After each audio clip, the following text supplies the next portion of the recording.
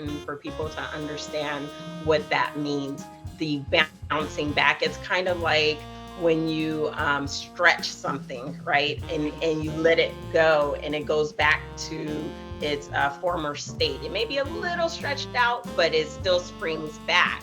And that's how it is, I believe, after experiencing loss of any kind, whether that's a divorce or miscarriage, a death of a loved one, financial loss, right? A death, oh, excuse me, a death of a pet, etc. You get stretched out, right? Real thin, but at some point you should be able to get yourself back up and going to move forward. Correct, correct. And even as leaders, I love what you said as far as the different types of losses. Even as leaders, and this was my experience, was the loss of vision when it came to a business. This was actually my second Right. business, and so I'm like, I had to grieve. That wait a minute, Yeah. the vision of what I had did not match whatsoever. But now I'm being called to do kind of like the same thing, but in a different manner. And so having that bounce back, and I love how you put it as kind of being stretched.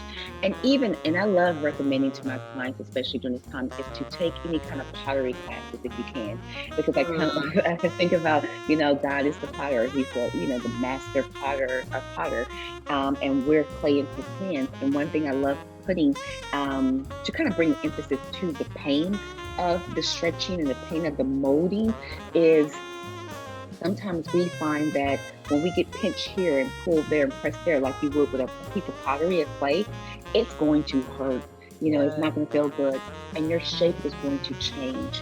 One thing I love sharing is that yes, our losses will shape us, but it does not have to define us. Two different Mm, things. You know, and so going through that pottery class and seeing how, as a potter, you have to press here and press there and mold here, and we've taken something that started as a block and we transform it through probably the clay in the clay's image, a very painful process to turn into something beautiful. yes. And Yes. God can use loss as a way to mold us into His image of Christ, which is a Mm, very painful process for us. yes. And I love that you're using something artistic because I am a very artistic person.